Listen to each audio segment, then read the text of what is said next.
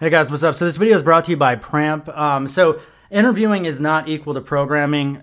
I think we all know that. So programming day in and day out, like you're gonna do all kinds of different things that you become accustomed to, and like you'll become a better developer. And then you'll go to a job interview, and you're gonna get asked to do some sort of crazy, like whiteboard coding demonstration or something that you may not be prepared for. Sometimes it's just questions, like it's about how to answer the questions the right way. Pramp is a peer-to-peer mock interview platform where you can practice your coding skills. And it has a matching algorithm that will make sure that you practice with other awesome engineers that are like in a similar category to yourself, as well as, in the same skill set. So basically, their goal is that after a few successful mock interviews, you'll be able to reach out to real companies and be able to take what you learn and be able to apply in the industry. So Scott Myers from C++, I mean, he said that like he hated whiteboard coding exercises because they don't actually showcase what you do day in and day out. Like they have little to no effect on what your actual abilities are in the programming world. But anyways, it's obviously difficult to hire, but Pramp is going to be able to get you that practice that you need. So it's an awesome idea. It's an innovative idea. So make sure you guys check them out. The link is in the description tab below. Hey guys, what up? So this is going to be a new tutorial series. I haven't done a tutorial series since 2016, I believe, late 2016. So I've taken some time off, but I'm getting back into it with this TypeScript tutorial series. TypeScript is something I think it's absolutely fantastic. Everybody should be writing in TypeScript, I believe. I have a lot of experience with Babel ES6, also using things like Flow for type safety and things like that. I prefer TypeScript. Between the two, TypeScript is everything I want JavaScript to be. I think it's getting better with time, so maybe it's not everything I wanted it to be, but it definitely makes JavaScript much easier to write, in my opinion. Now, it might make development a little bit slower at first because you're going to get used to the types, and you're going to be like, what do you mean? Like, I got all these errors, like I'm not fulfilling the contract. But, TypeScript is all about building interfaces. It's about using things like enums, things that the JavaScript language doesn't normally have. TypeScript is able to provide that to you. Why is TypeScript great? Well, I have videos on the subject, but the fact of the matter is TypeScript is built and supported by Microsoft. Microsoft's a huge company. It's not going anywhere. TypeScript's gaining a lot of support. So in 2018, it was one of the top 10 languages for developers, according to Stack Overflow. And it's continuing to grow more and more because I worked at a company called CoStar, and I remember when they were building their APIs, that one of their biggest complaints with using Node.js was that they had to write all kinds of type safety code into their JavaScript in order for to prevent certain type mismatches and errors and things that occur from different types. Now, JavaScript being a weakly type language, I also have demonstrations on that, but just in a real quick demonstration, I'll show you what that means. It means that if I zoom in on this, you guys can actually see. And if I were to say var x equals this is a string. So x is a string, right? The value is this is a string. And if I said x equals x plus, we'll just say give it a number. Now, normally any sort of programming language that is considered to be strongly typed, even Python is not going to allow you to do something like this, which is a dynamically interpreted language. This in JavaScript is going to just let you do it no problem. It's going to add an int to a string. It didn't care that there were two different types. It's a weakly typed language, also known as duck typed, and it can also be considered a functional language as well. So anyway, JavaScript is a very powerful language. A lot of people are like, well, why is JavaScript being used everywhere? Well, JavaScript, the reason why you want to use it is because it is the language, it is the only programming language that works with browsers. So browsers, being whether you're on an iOS, a Linux, Android, whatever it is, you're going to have a web browser, and you're going to have the capabilities of running JavaScript inside of your web browser, whether you're on a mobile phone, a desktop, a MacBook. It doesn't matter what it is. Like we speak the language of the web. So JavaScript is the language of the web. That is the reason why it's not going anywhere. It may not be the best written language. In fact, it was written in 10 days. So JavaScript, when it first got written, it was an utter piece of shit. I mean, everybody knew it, but the thing is, it's made major headway along the ways, along the years and everything. And in this day and age, though, we do need to probably start introducing some sort of type safety back into our JavaScript programming, and not really back in, but we're going to introduce it for the first time, really, with TypeScript. So as long as everybody's actually using TypeScript to write their JavaScript, you're going to be well off. Now, one of the things I want to touch on in this video, though, in this tutorial series, is that TypeScript itself is just a higher level version of JavaScript. It is it's called a superset of JavaScript, and it compiles down to raw JavaScript. So that means that when you're learning TypeScript and when you're writing TypeScript, you can actually write in a combination between TypeScript and raw JavaScript, and it's not going to complain. So a lot of people do that as a workaround because they don't like the rules and everything that the TypeScript compiler is trying to enforce. But the reason why the compiler is trying to enforce that is actually so that you don't have to end up getting burned by not having static type checking. All right, so I'm sure you guys are like, Chris, what the hell? Start getting into the tutorial, right? You just went in with a minute promo on Pramp, which you guys should check out Pramp because that's what you want to do. You want to be a coder. But on top of that, let's go ahead and talk about what do you need to do to get TypeScript up and running. TypeScript, the best way to install it is actually using Node.js. Node.js comes with a package manager, and that's just a confusing term for basically a program that goes across the web and finds a URL to a bunch of code that it downloads onto your machine. That's what a package manager is. The package manager that comes with Node is a it's called npm, and again, it's widely used. So it's just go ahead and install Node.js. So let me show you where that is. So if you just go to nodejs.org/en, you're going to see download for Windows. There's going to be an installer, so it's very easy if you're on Windows like I am. If you're on Linux or Mac, it's even easier, I'm sure. So anyway, go ahead and get that installed. Once you have that installed, if you open up a command prompt, you should be able to just simply type in npm. And that means that it's been added to your path and that your computer knows what Node.js is. It knows what npm is. And they are two different things. So like if I said Node, it would also understand Node. In fact, it even starts the command line for Node. But anyway, you're going to have that if you install it correctly. And if you don't, you need to pause the video and figure that shit out because you're not going to be able to move forward. All right, so that said, once you have that, you need something to type your code in. I'm a big fan of Visual Studio Code. It is a fantastic product. The best product from Microsoft, in fact, in a very long time. So here's the little Rust program that I guess was the last thing I was messing with. Wow, this thing's like glitching up. All right, so anyway, this was, I don't even know what I was doing here. But anyway, this has the ability to write code in whatever you want it to do. Like, so if you want to write Perl, Python, C#, JavaScript, whatever, you can write it in VS Code, and it's really good. So anyway, download Visual Studio Code. It's a free product. It works cross-platform. And then once you have that, we just simply need to have a place to actually enter our code. So we need a folder or something that we're going to put all of our code into for our project. So I have a tutorials folder that I put in my projects directory on my C drive. And in this tutorials folder, I'm going to create a new folder, which I'm just going to call TypeScript because this is a new tutorial on TypeScript. And then inside of here, I'm going to make sure I'm in that folder, and I'm going to click to the right of that, and it's going to have that all highlighted. And if I just remove that and type CMD, which is short for command line, that's going to be a Windows shortcut so that it opens up the command line to the folder that you just created. So if I do that and I can see that the command line was just created, or command prompt was just open anyway, you can see that I'm in the TypeScript directory. So we're going to use npm, the package manager, to initialize our project. And anytime we initialize a project with modern day web development, whether you're using React or Angular or any other fucking thing, doesn't really matter. You're going to use npm to create an init file, and the init file is going to be in charge of keeping track of all your dependencies that your project needs. Dependencies are code that is needed for your project to run. Now, there is actually two types of dependencies. There is a developer dependency, and then there is a regular dependency. Developer dependency are just simply tools that are needed for your shit to compile and to run.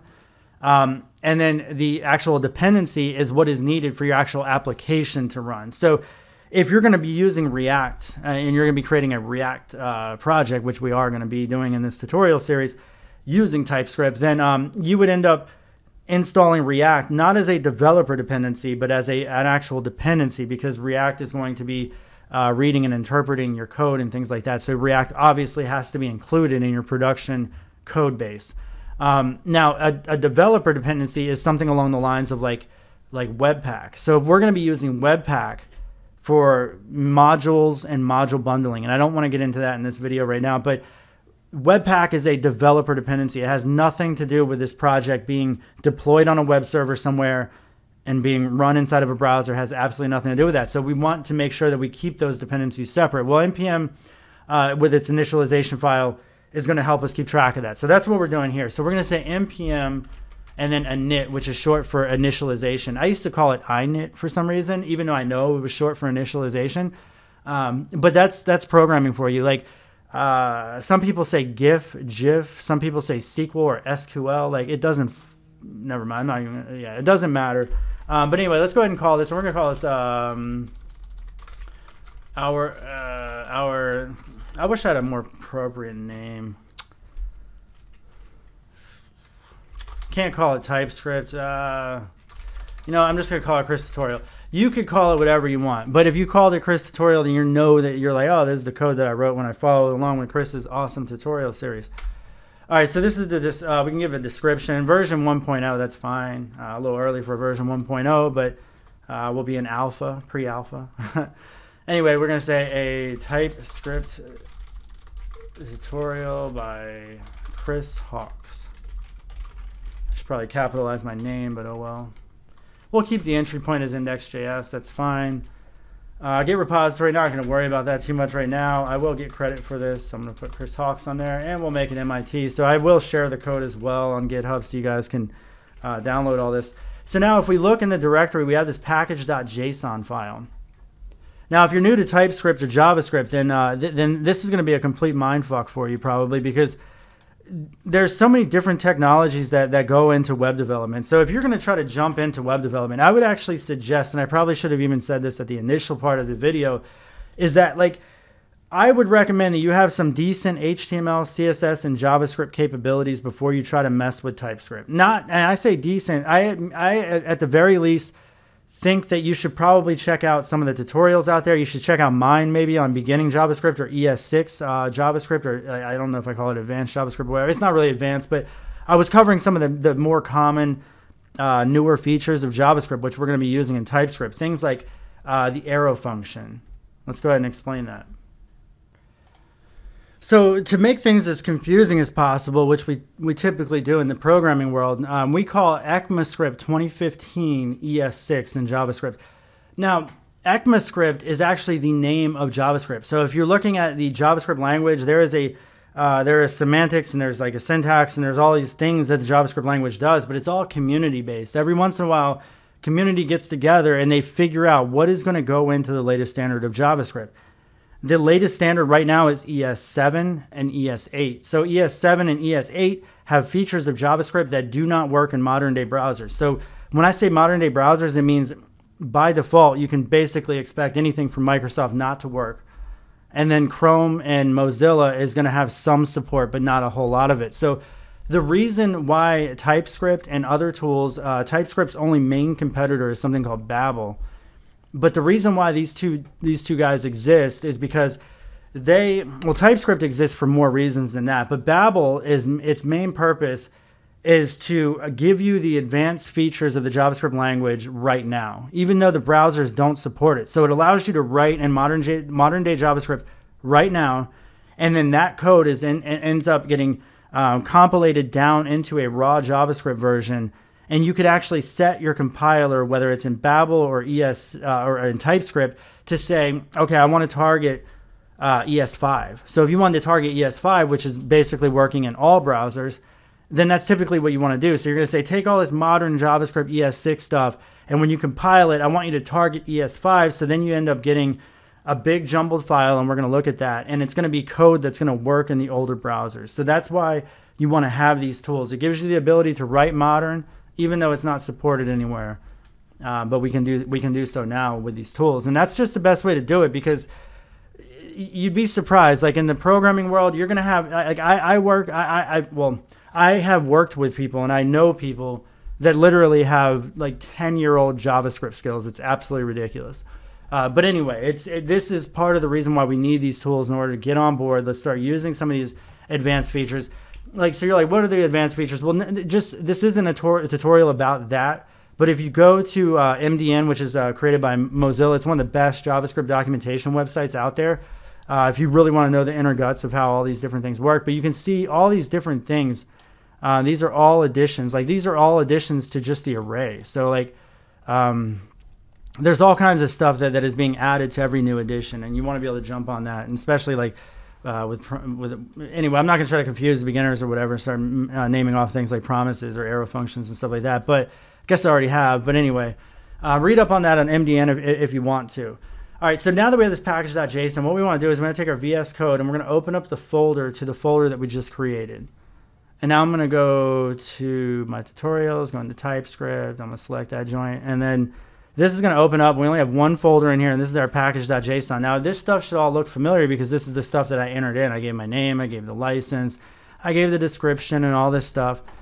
And then inside here, though, this is we're about to end up changing this, and we're going to do that right now.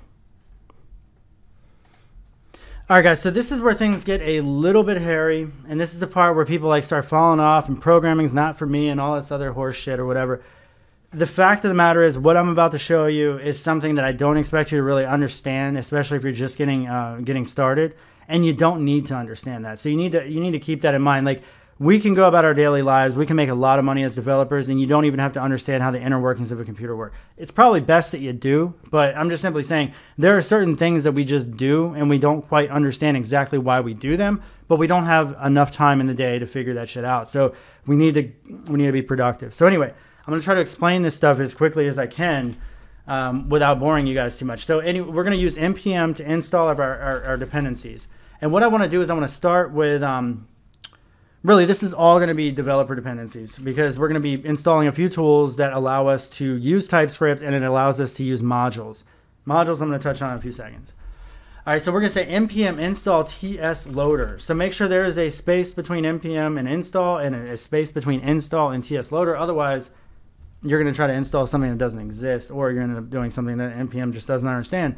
So anyway, you can say npm install, and that's what it cares about. It cares about npm and then install, and then after that, it's going to say, oh, tsloader, I need to install that. And then it's going to look for the next thing. So we could just put a space and say TypeScript.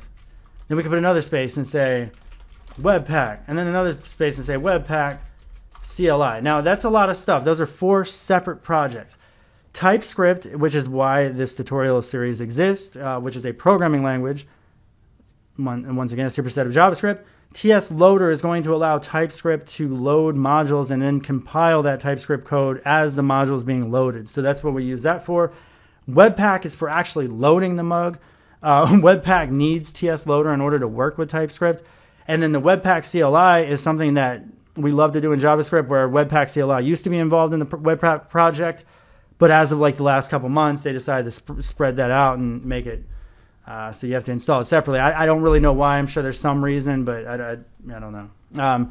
Anyway, those are the 4 things that we need to do. So if we press enter, once again, the npm package manager, if you look at what's going on here, it's actually just reaching across the web, just like you would request a web page, and it's going to some server and it's downloading a bunch of projects. The reason why it's downloading so much is because every project that you download, every project has its own package.json. And then inside of that package.json, you can see in our project, we have 4 developer dependencies that we just installed. But every one of those dependencies also has dependencies that also has dependencies that also has dependencies. So basically, you npm install something, you install half the damn internet. That's just what's going on. So it's going to take a little bit of time, but it's modern day web development. We're very modularized these days. Like, code is spread out all over the place. It's actually a good thing. I mean, you want to isolate your code and have certain pieces be responsible for certain parts, and just make sure that they do that part well. You know what I mean? Instead of trying to bunch that into some other bigger project that's trying to do 5 or 10 different things or whatever. So anyway, there's a reason for this madness, but it is slight madness. So in case you guys didn't know, I'm going to be pausing this video because there is a lot of crap that's being installed, so it's going to take a little bit of time. So while I'm waiting on this, actually, we'll take a moment. I wanted to mention, like, you're probably like, what can you build with TypeScript? Well, you can build anything that you can build with JavaScript. You can build it in TypeScript. So that means, like, everything from, like, the way YouTube is designed to, like, to play videos, to send a like button, up, change this. Like that's all JavaScript. So like you can build sites like website or you can build websites like YouTube or Instagram and all this other stuff. So anything that runs in the browser. So you're not going to use TypeScript to build a video game, probably not unless you're using something like WebGL.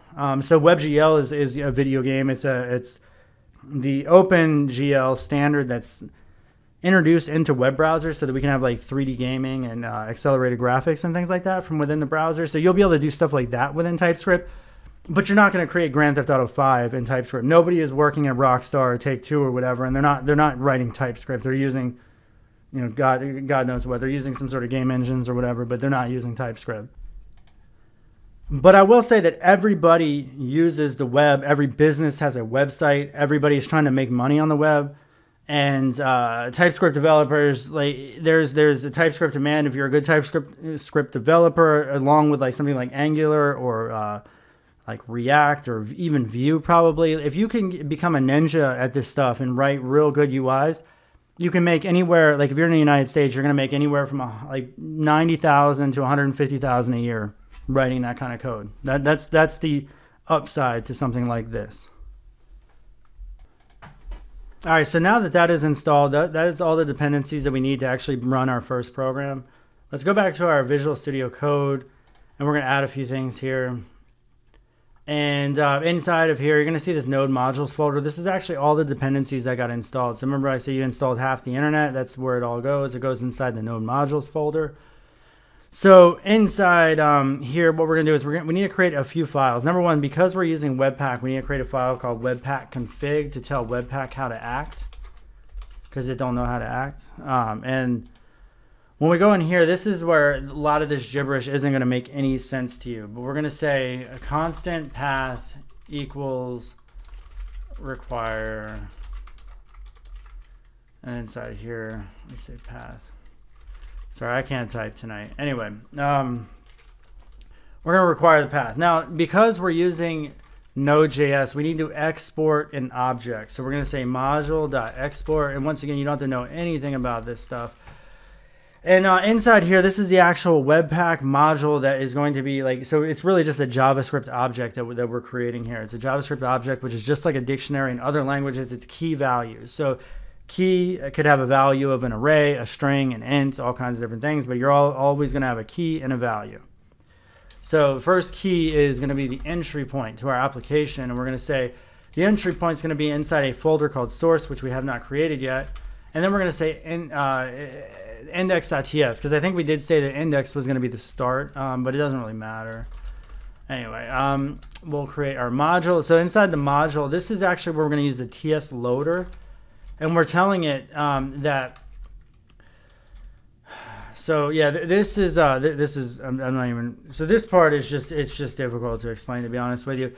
The test function is actually saying that any files that match this regular expression, which we're going to say TSX, which is really any TSX file, if it ends in a TSX, so that's why we're going to use that, that sort of regular expression. So this just says if the file ends in a .tsx, that's the type of file that we want to use with TS loader. So then we tell it to say, okay, use TS loader for those extensions.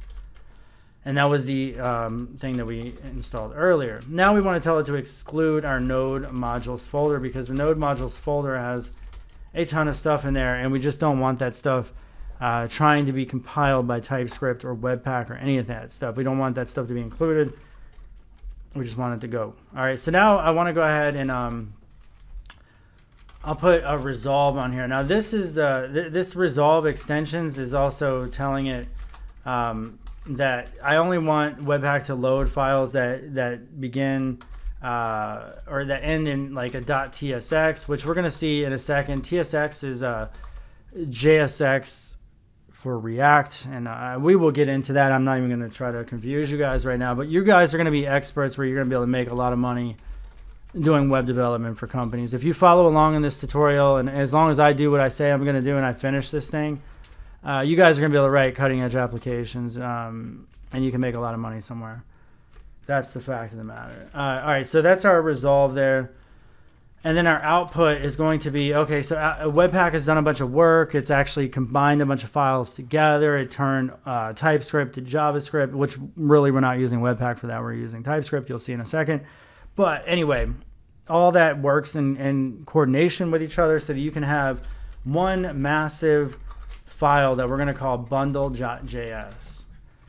And then the path, we need to give it a path. So that's where we're actually using the path that we imported. We're going to say path.resolve, which is just a short way of saying, give me the directory of where this Webpack config is located right now. And that's what dir name right there is, which is short for directory name. Then we need to say, go ahead and add dist, because what we want to do is we want to put the bundle in our distribution folder. So clearly, and this isn't clear to a lot of people. In fact, it's clear to probably nobody. We have a dist folder we need to create, and we have a source folder we need to create. So let's go ahead and do that now. We're going to create our dist, and then we're going to create another folder for our source. Source is going to be the actual application code. So we're going to create a file in here. We're going to call it index.ts. And you can see that Visual Studio Code is smart enough to know that it is a TypeScript file. Visual Studio Code has TypeScript syntax enabled by default, so you don't even have to install any sort of plugins or anything for it to work. It just automatically works. Thank you to Microsoft for that, because once again, Microsoft created TypeScript and they created Visual Studio Code, so they made them work hand in hand. All right, so now inside of our source folder, what I want to do is let's just even see if we can get this to work. We're going to say document.body.inner HTML, and if you want to, you could, if it has IntelliSense and it's telling you what to type, you can press tab and it will actually fill that in for you. And here we're just going to say testing this mug. Let's just make sure we can compile a file and get it included. So this is our project. Everything for our TypeScript project is inside the source folder. So all of the code for our project is going to be inside the source folder. When it's compiled, it's all going to be put into the dist folder in one file called bundle. And that's what we told Webpack to do. Now, in order for Webpack to actually use TypeScript, we actually need to create a tsconfig.json file, which is the config file that TypeScript uses. So we're going to say ts.config.json.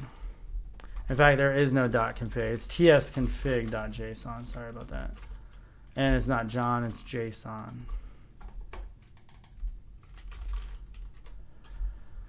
All right, so here's our tsconfig file. And again, you're not going to really know too much about what this is doing, but this is where we're actually telling the compiler how to behave. So we have this compiler options, and we're going to say, you know what, our target, this has to be in double quotes, by the way. The target is going to be, we're going to target ES5. So that way it works in older browsers. Now we're going to say module. For right now, we'll use CommonJS. A lot of people use like Node or Classic for module loading, and we'll get into that later, but I'm not going to do that right now. And then strict, we're going to say true. And that'll make sure that like you're not going to be like implicitly, that's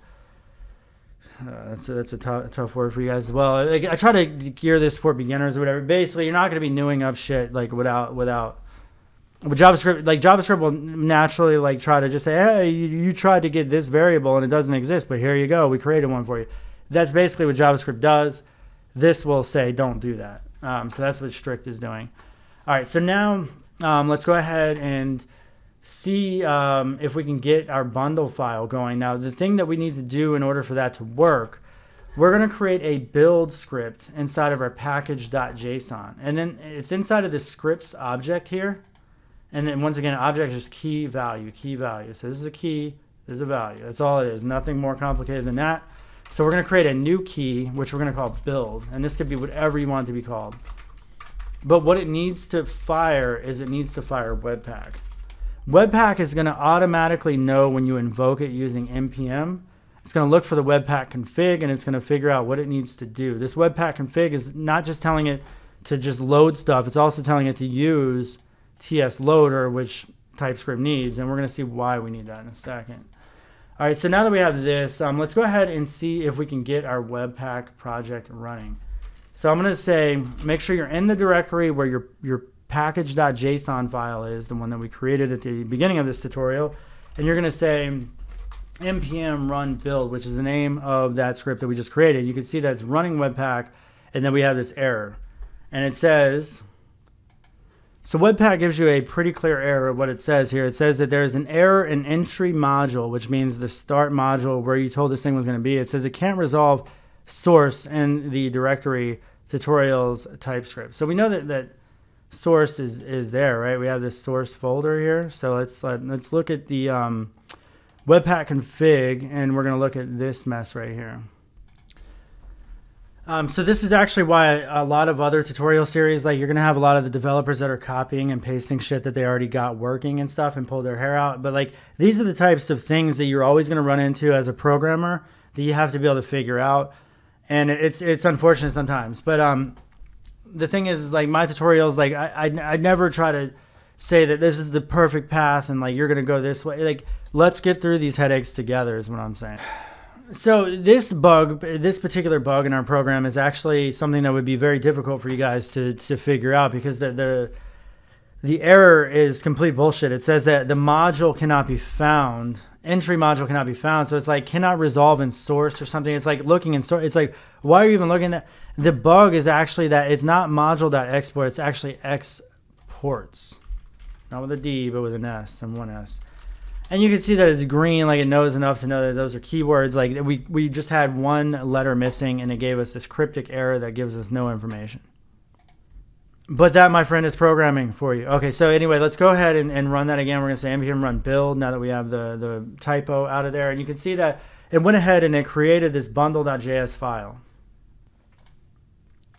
So now if I go into my project and I look inside the dist folder, I can now see I have this bundle.js file. It's all on one line. It's all minified. TypeScript and Babel did all this stuff. So like you can see there's our testing this mug in our HTML. So in order for us to see if the code actually works, we need to go ahead and create a new file, which we're just going to call index, which is short for like homepage. That's what they call the homepage for a lot of websites is index. And we're calling it index.html. So we need to have our basic HTML. This is why I said that you need to have some sort of HTML knowledge. And we'll say Chris Hawks TypeScript tutorial, because that's all I'm doing right now is just writing HTML.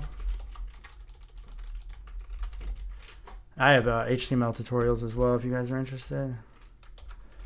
All right, so now we're going to have our body, and then at the bottom of this, we need to go ahead and put a script tag in here, and we're going to put a source to the dist folder bundle.js.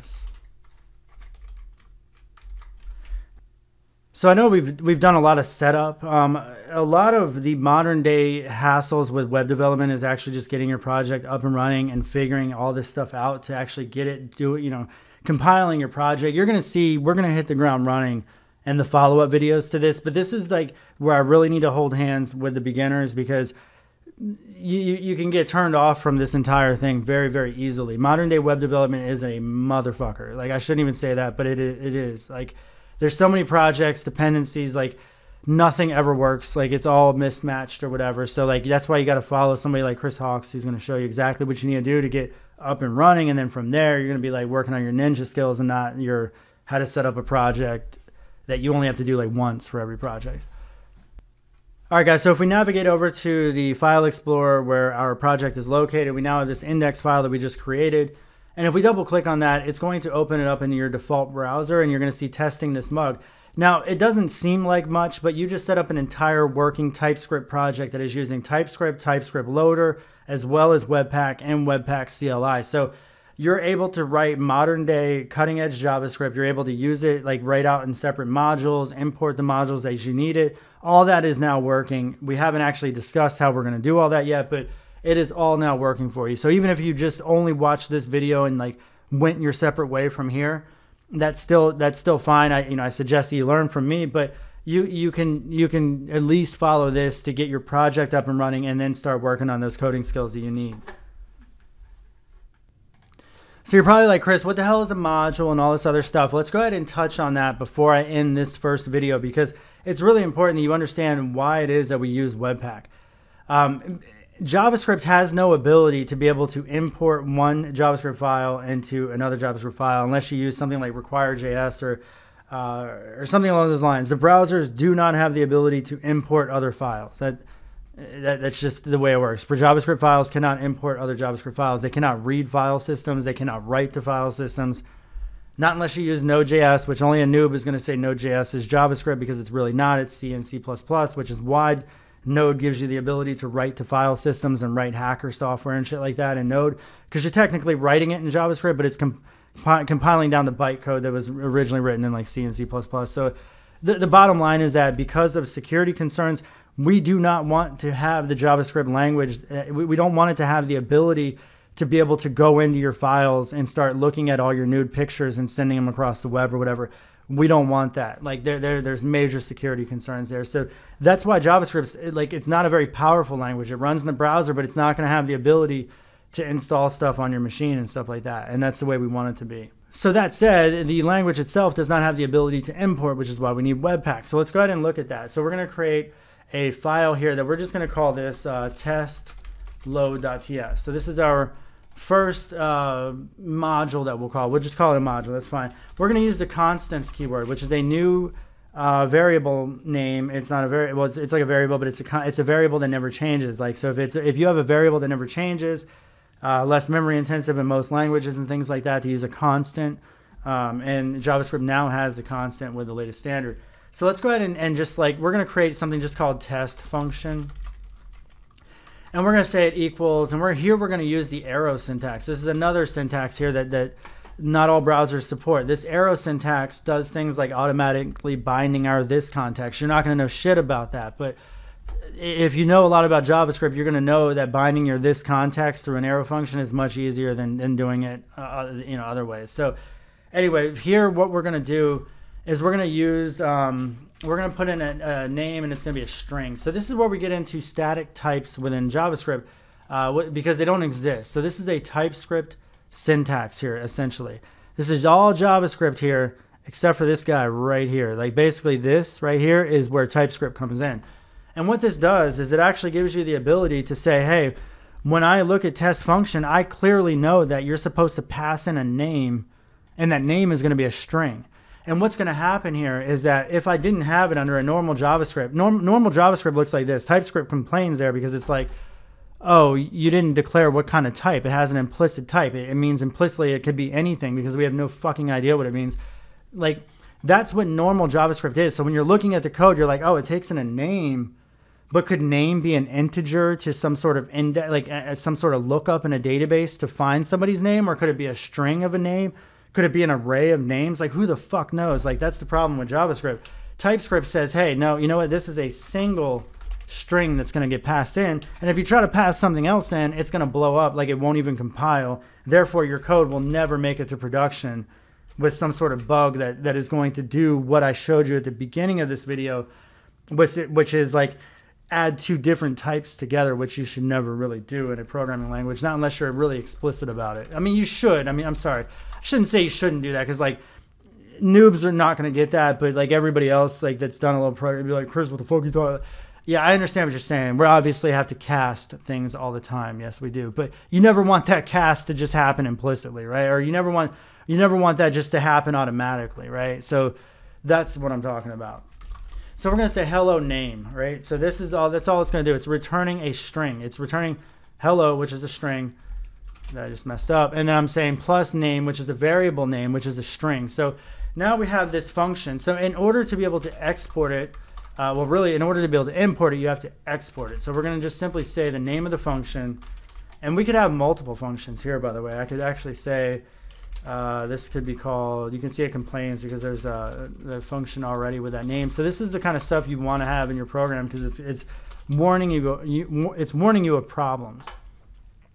So in this particular case, like if I wanted to export this one, you could do that as well. You could just simply say copy that and then make this comma delimited, and you could put another function down here. So now we've exported two separate functions from this file. So you're like, okay, that looks weird, okay, right? But where does that benefit you? It benefits you because you could have Billy Bob working on this code, and then you're like, hey, Billy Bob, you done with that code? I need to go ahead and import that. So let me go ahead and import that. I'm going to say import the name of our test, what do we call it? Test function? Is that what we call it? Shit, I don't even remember. Yeah, test function. All right, so test function from, and here we're just going to say, yeah, we could just say test load because it's in the same directory. Oh, wait. Maybe not. So we need to say, we need to tell it to go back a directory. Anyway, I'm sorry. All right, so ./test load. And now you can see it doesn't complain anymore. So now we have this test function. It's like, well, what's the best part about that? Well, instead of saying that document body inner HTML, let's look at what the test function does. If I like actually click on this and I highlight it, if I press F12, it's going to automatically navigate to where test function is defined. So I'm like, oh, it's returning a string. So what I could do is I go back to my index and I could say, you know what? Because test function returns a string, I'm going to call it as a function. And I'm going to pass in mother frigger. All right, so now if I do that, this guy's it should return hello mother frigger. So if I go ahead and I'm going to show you guys a bug real quick because this is going to throw you guys, and I want to show you guys real quick. And this isn't a bug actually; it's just something that's going to throw you. I refresh. I'm like, where's my changes? What's going on here? This is what most beginners are going to do. Why isn't my shit working? You're going to spend like 3 hours like, wasn't working. Like you're going to be looking at all these different things, Google searching all kinds of different stuff. When really all you needed to do was go back to your command prompt and recompile this joint. Like you need to say npm run build, and it's going to build your file. So now if I go back, I have hello mother frigger. So you're probably like, Chris, that sucks. Why do I have to build it every time I change? Well, you don't. You don't. That's where you go back to your Webpack config and you just add one simple setting that says watch true.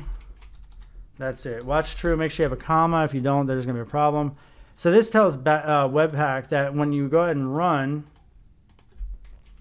if I run build now, instead of actually exiting out, it's saying, hey, we're watching the file. We created the build. Notice the time.